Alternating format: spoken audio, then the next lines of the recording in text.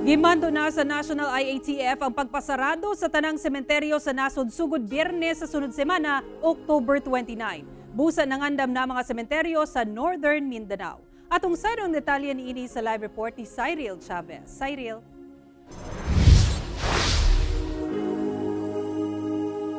Sara, hugot na ang pagbantay sa Clenros sa mga samang dinhi sa Cagayan de Oro City. Karong nga pagasirad-an kini, karong umaabot nga October 29. Samtang limitahan sab ang mga tao nga makasulod sa mga samang sa Valencia City, sa Bukidnon ug sa probinsya sa Misamis Oriental sugod karong Lunes.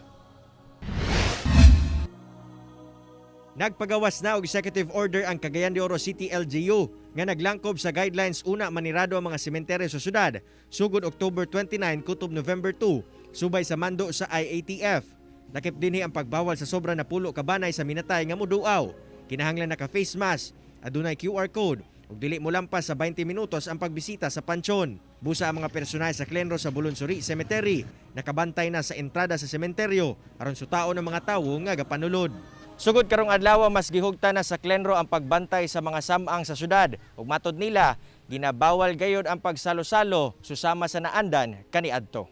Wala nay dalang kaon-kaon, no? Kay lagi igo raman ta mo halad og pagampo, bisita, hatag bulak, kana dagot kandila, then after 20 minutes mo gawas na dayon. Si Vic Pacteres sayong miduaw sa lubnganan sa iyahang inahan ug giasikaso ang papeles niini sanglit na lakip sab kini sa kaluton tungod sa redevelopment sa sementeryo. Bisan todo og patay na sila, at least mga mahal man nato sila sa kinabuhi ko, labi na sa kani akong mama.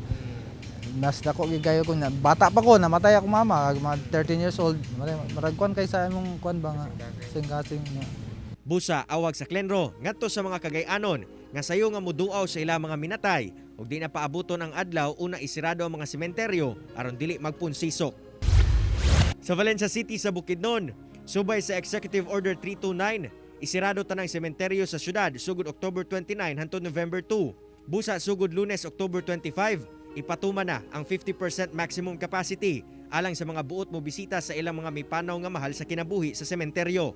Pwede mag-blessing, no? General blessing ang mga kaparian o mga religious leaders provided, no? Pwede po mag-offer og mass provided walay labot ang general public o provided further nga di mosobrag na pulo gihapon ang pwedeng ipasulod. Samtang sa Misamis Oriental, strikto sab nga ipatuman sa Lunes ang 30% maximum capacity sulod sa mga sementeryo ug hatagan lamang og tag-usa ka oras ang matagbanay alang sa ilang pagbisita. Kutob lang sab alas 3 sa hapon ang pagpasulod sa mga buot mo bisita kay pag-abot sa alas 4 sirad ana kini.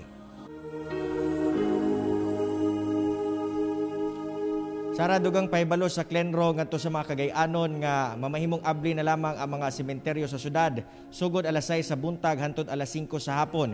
Kini ang nakitang paagi aron malikayan ang panagtapok nga mahitabo matag gabii. Sara.